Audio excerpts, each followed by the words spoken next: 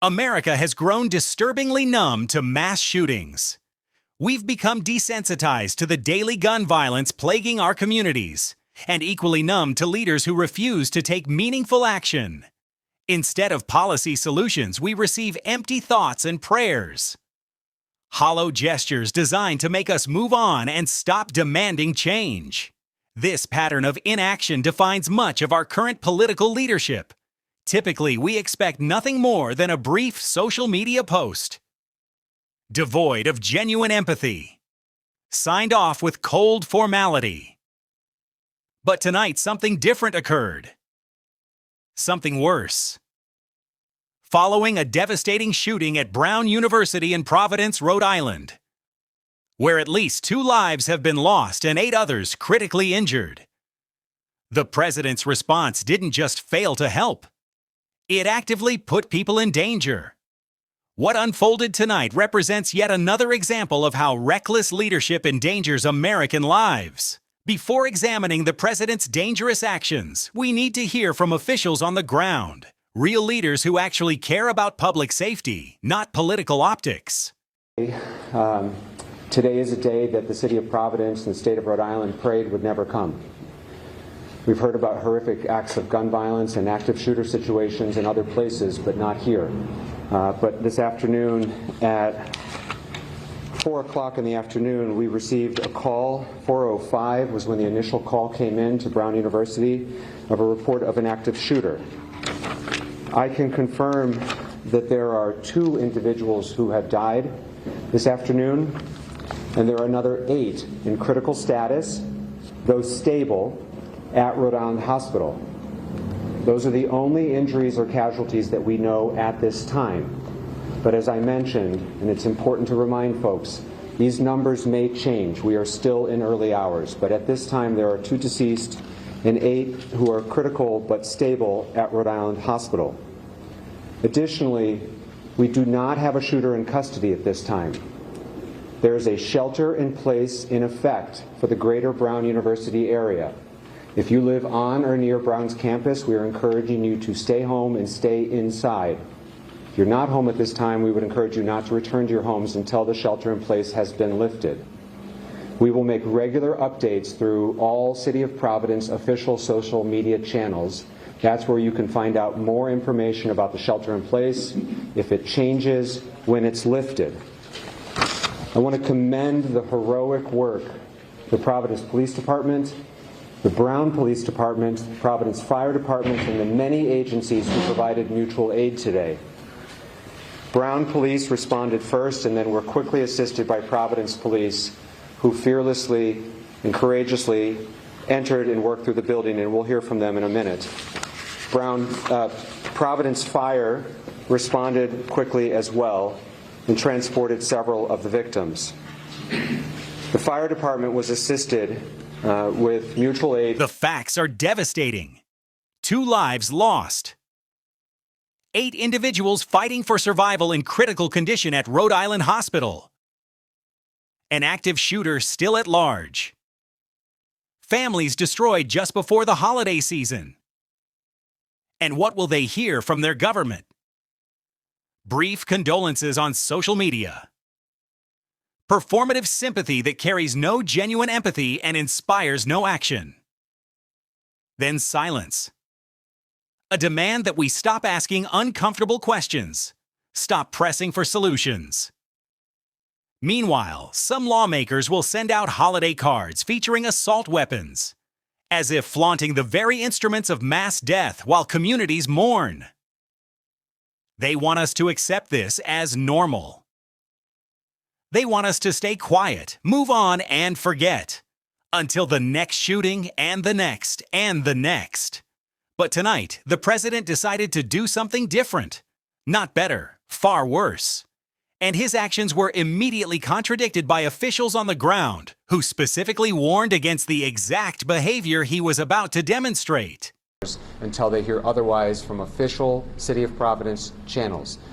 In this day and age, we know there will be misinformation available online, and so please, when it comes to official updates with regard to the shelter in place and other updates, go to the City of Providence's Twitter, Facebook, Instagram, any of our social media channels, it is clearly marked as the official City of Providence page so that you know you're getting the accurate and official update.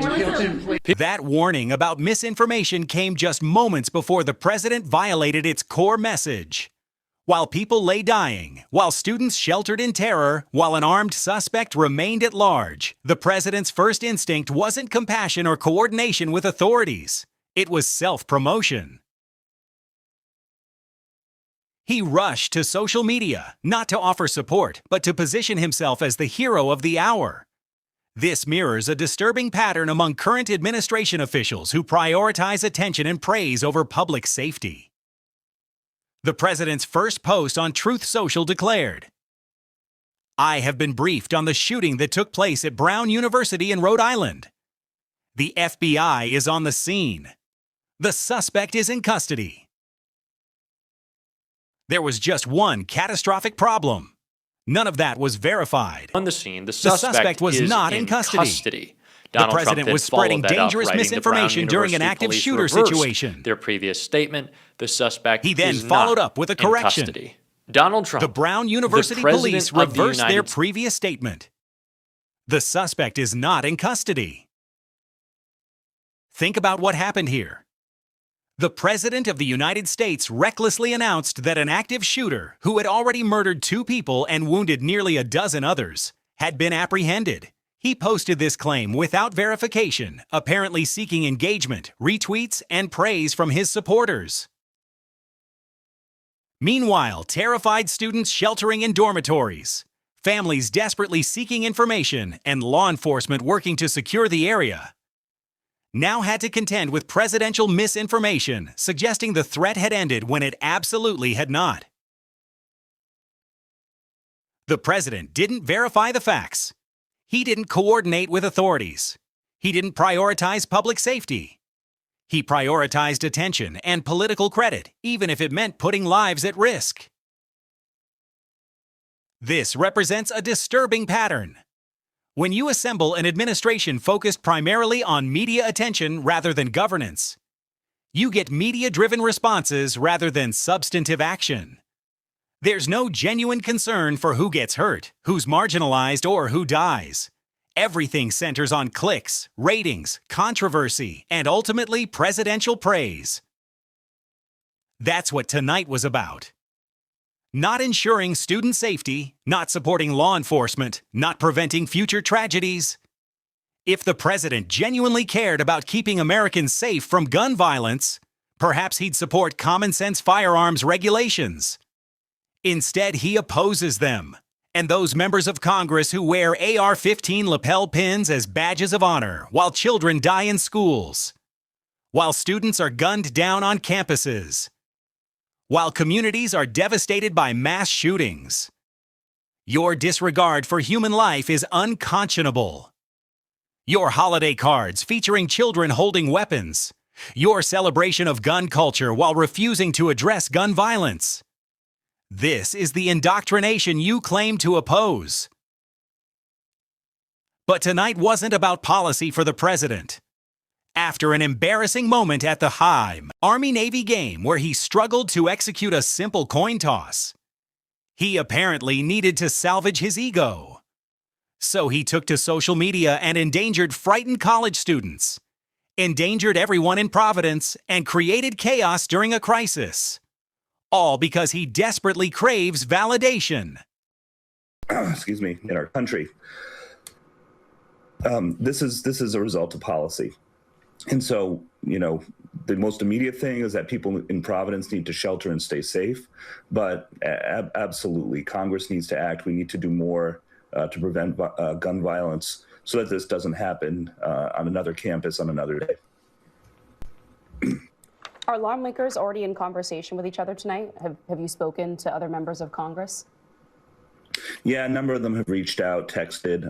Unfortunately, there are a lot of other communities around the country where this has happened, and there's a playbook for this. Unfortunately, I've had other members call me already tonight and say, "Hey, the same thing happened in my district, a year or two ago, and here's my advice, and here's what I think you should do."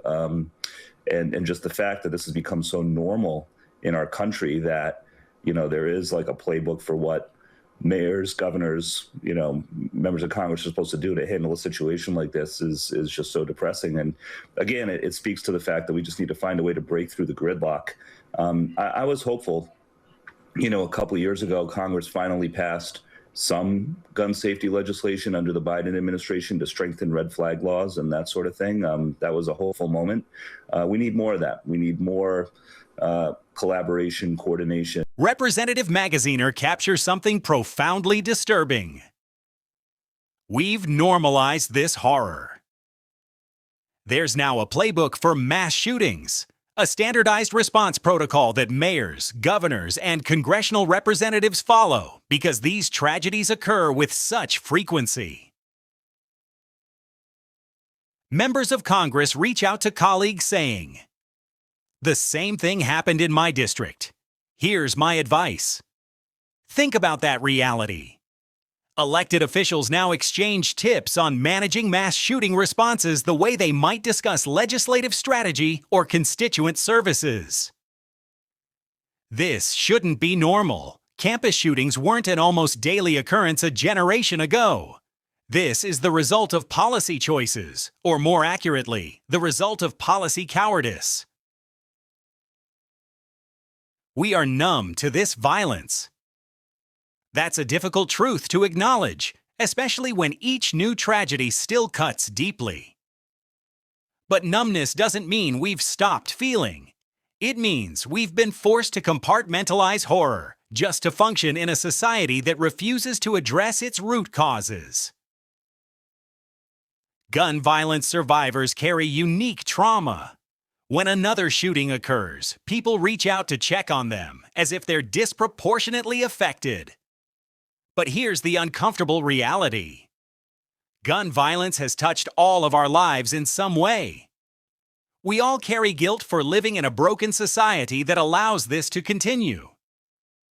Some of us fight tirelessly, electing reform-minded leaders, supporting common-sense legislation, calling out those who obstruct progress. But collective guilt persists because despite our efforts, the violence continues.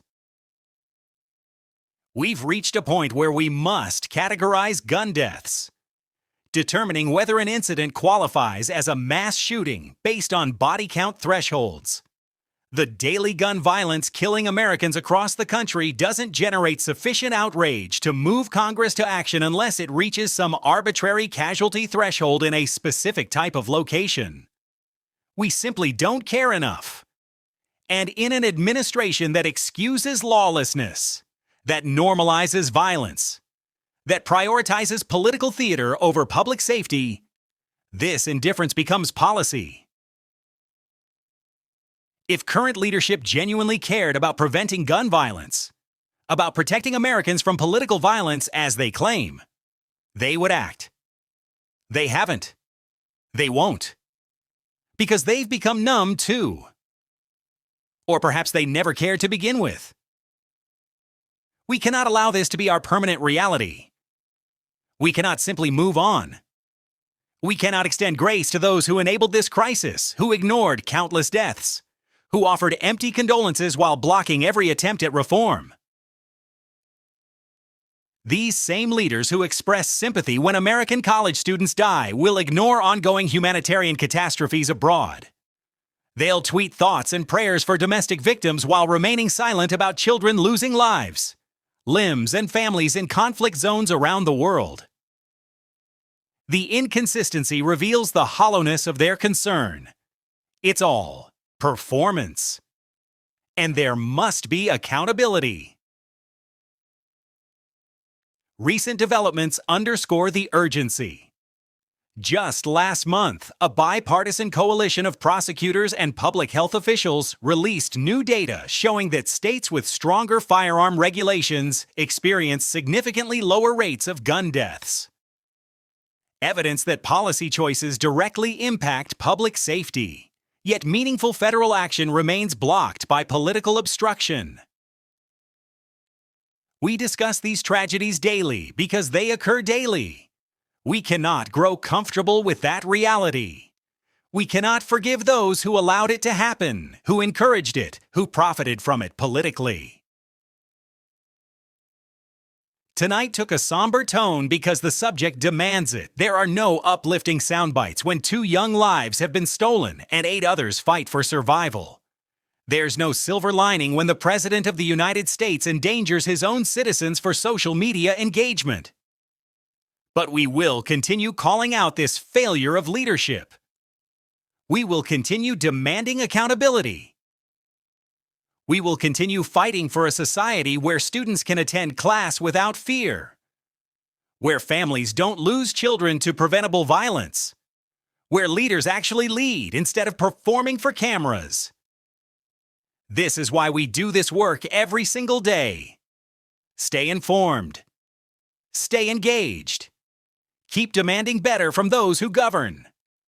Don't let them silence your outrage. Don't let them normalize this horror. The fight for change continues because the alternative is unacceptable.